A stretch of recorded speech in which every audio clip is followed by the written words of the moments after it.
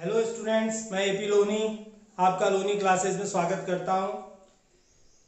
आज मैं आप लोगों के लिए लेकर आया हूं ठोसों के विद्युतीय गुण यानी कि इलेक्ट्रिकल प्रॉपर्टीज ऑफ सॉलिड्स। तो विद्युतीय गुण क्या होते हैं, सबसे पहले हम इस पर देखेंगे कि विद्युतीय गुण का अर्थ है कि कोई भी ठोस इलेक्ट्रिसिटी के प्रति अपना व्यवहार किस तरह का रखता है। क्या उसमें इलेक्ट्रिसिटी पास होती है, क्या इलेक्ट्रिसिटी पास नहीं होती है, तो ये कहलाते हैं उसके विद्युतीय गुण। और इस आधार पर हम किसी भी सॉलिड को तीन भागों में बांट सकते हैं, चालक, अचालक और अर्धचालक। यानी कि सबसे पहला आपका कंडक्टर, नॉन कंडक्टर और तीसरा होता है सेमीकंडक्टर। तो बच्चों, आप लोग चूंकि बड़ी क्लास में हैं तो आप लोगों को मालूम होगा कि चालक क्या होता है, जो कंडक्टर होता है वो क्या होता है। जो कंडक्टर होता है वो क्या होता है,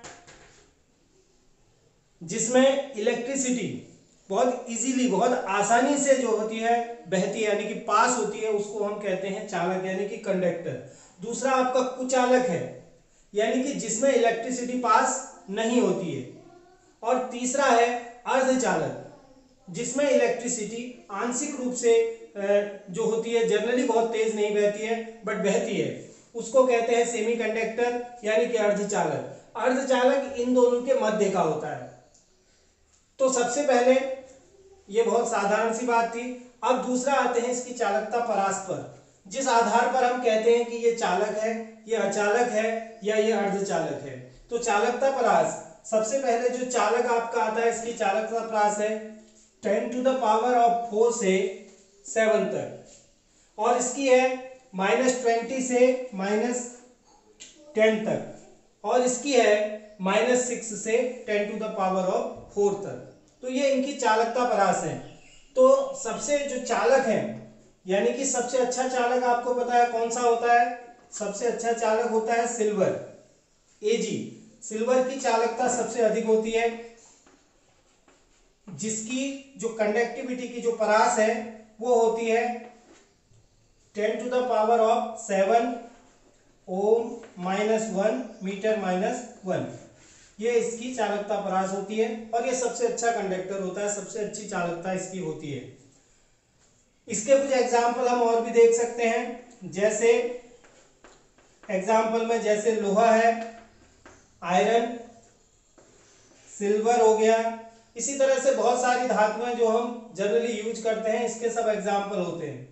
उसी तरह से दूसरा आपका कुचालक है, यानी कि इसकी कंडक्टिविटी जो इसकी परास है वो 10⁻⁻20 से -10 के बीच में है। और इसके हम एग्जाम्पल ले सकते हैं जैसे प्लास्टिक,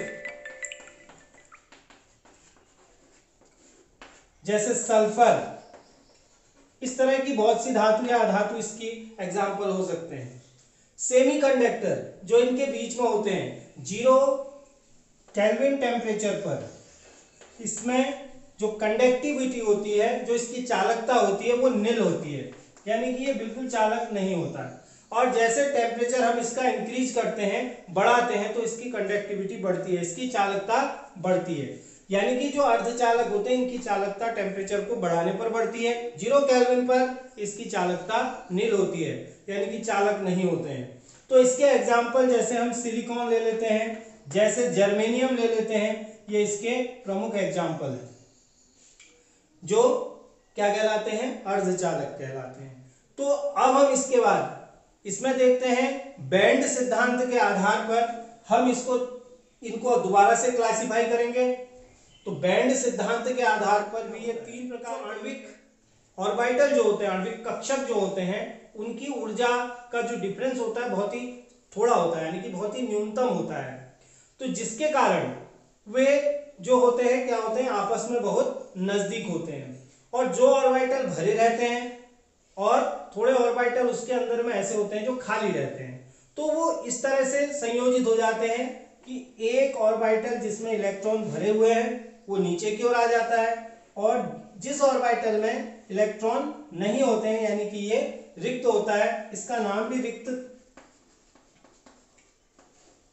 इसका नाम होता है रिक्त कक्षक, और इसका होता है संयोजी, यानी कि इसको संयोजी बैंड कहते हैं।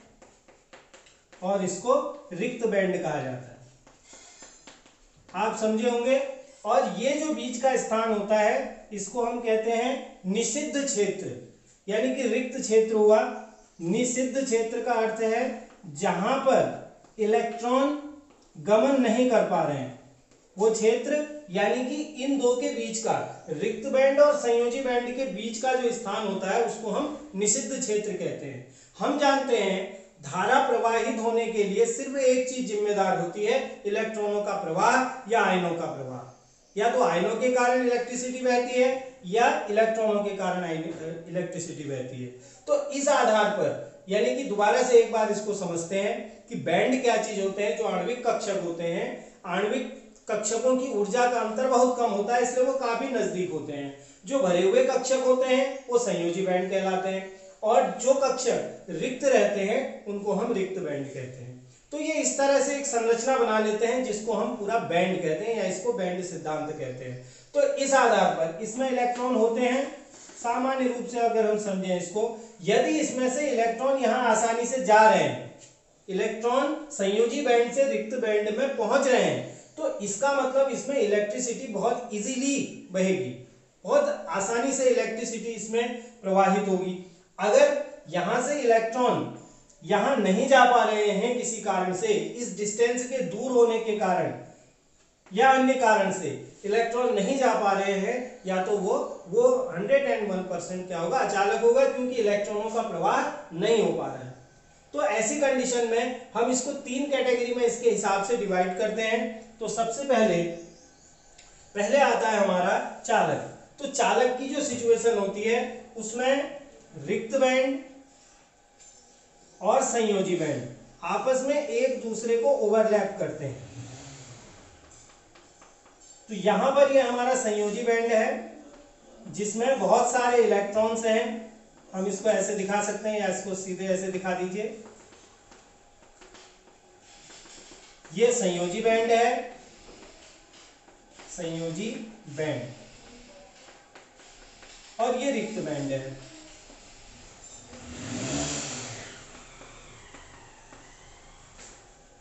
ये संयोजी बैंड है और ये रिक्त बैंड है। तो ये दोनों एक दूसरे को ओवरलैप कर रहे हैं और इन दोनों के बीच में निषिद्ध क्षेत्र है ही नहीं। तो इसलिए बहुत आसानी से जो इलेक्ट्रॉन है ये यहां जा सकते हैं। तो इसको हम कहते हैं चालक। जब बहुत आसानी से इलेक्ट्रॉन गमन कर रहे हैं तो इलेक्ट्रिसिटी बहुत आसानी से इसमें प्रवाहित होगी, इसमें इलेक्ट्रिसिटी पास होगी। तो ये तो हमारा है चालक। दूसरी कंडीशन जो कुचालक की आती है, तो उसमें क्या होता है, जो रिक्त बैंड होता है और जो संयोजी बैंड होता है, इसके बीच का जो निषिद्ध क्षेत्र है ये अधिक होता है। ये एनर्जी लेवल के बीच में जो निषिद्ध क्षेत्र है ये काफी अधिक होता है। ये संयोजी बैंड आपका, और ये रिक्त बैंड। तो यहां से इलेक्ट्रॉन यहां नहीं जा पाते हैं। तो इस क्षेत्र में इलेक्ट्रॉन नहीं जा पाते हैं, इस निषिद्ध क्षेत्र के कारण बहुत निषिद्ध क्षेत्र का एरिया ज्यादा है, तो इसलिए इलेक्ट्रॉन यहां से यहां नहीं जा पा रहे हैं। तो इलेक्ट्रॉन अगर नहीं जा पा रहे हैं तो इसमें धारा भी प्रवाहित नहीं होगी, क्योंकि मैंने आपको बताया कि इलेक्ट्रॉनों का प्रवाह ही धारा प्रवाह के लिए जिम्मेदार है। अगर इलेक्ट्रॉन नहीं जा पाएंगे एक बैंड से दूसरे बैंड में, तो वहां पर धारा प्रवाहित नहीं हो पाएगी उसमें, यानी कि करंट रुक जाएगा ना। जैसे यहां है करंट, हम मानते हैं जब इलेक्ट्रॉन सर्कुलेट हो ही नहीं पा रहा है, इलेक्ट्रॉन बह ही नहीं पा रहा है, तो यहां पर ऐसी स्थिति में क्या होगा, बिजली का करंट यहां नहीं जा पाएगा। जैसे हम एक एग्जांपल लेते हैं, शुष्क नमक ले लेते हैं, और शुष्क नमक में अगर हम इलेक्ट्रिसिटी प्रोवाइड करने की कोशिश करेंगे तो वो नहीं जाएंगे उसमें।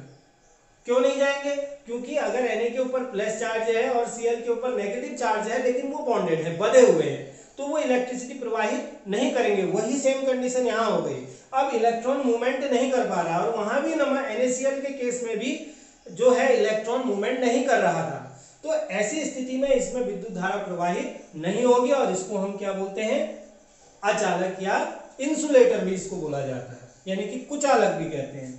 तो यहां पर धारा प्रवाहित नहीं होती है। तीसरी चीज आती है अर्धचालक। अर्धचालक में अब हम देखते हैं कि जो ये निषिद्ध क्षेत्र है यहां पर ये हमारा क्या है, संयोजी बैंड हो गया, और ये हमारा रिक्त बैंड हो गया। लेकिन इसका जो निषिद्ध क्षेत्र होता है इसकी अपेक्षा अधिक होता है और इसकी अपेक्षा लेस होता है, यानी कि कम होता है, जिसके कारण इलेक्ट्रॉन यहां पर थोड़ा सा टेम्परेचर अगर हम इसका बढ़ा देते हैं, तापमान को बढ़ा देते हैं, 0 केल्विन पर है, तो वहां से अगर हम इसको थोड़ा सा इंक्रीज कर देते हैं, यानी कि टेम्परेचर को थोड़ा बढ़ा दें हम, तो इलेक्ट्रॉन आसानी से यहां जाने लगते हैं। तो इसको हम कहते हैं अर्धचालक, यानी कि अर्धचालक बनाने के कई प्रकार होते हैं, वो आगे आपको समझाते हैं। तो यहां पर जो है संयोजी इलेक्ट्रॉन संयोजी बैंड से इलेक्ट्रॉन रिक्त बैंड में तापमान के बढ़ाने पर चले जाते हैं, जिससे आंशिक धारा प्रवाहित होने लगती है। तो इसको हम कहते हैं अर्धचालक या सेमीकंडक्टर। और ये हमारा हो गया ये कुचालक, जिसमें इलेक्ट्रॉनों का प्रवाह निषिद्ध क्षेत्र के अधिक होने के कारण नहीं हो पा रहा है, और यहाँ पर दोनों क्षेत्र दोनों बैंड आपस में ओवरलैप किए हुए हैं, तो कोई दिक्कत ही नहीं है, बहुत आसानी के साथ इलेक्ट्रॉन प्रवाहित होंगे।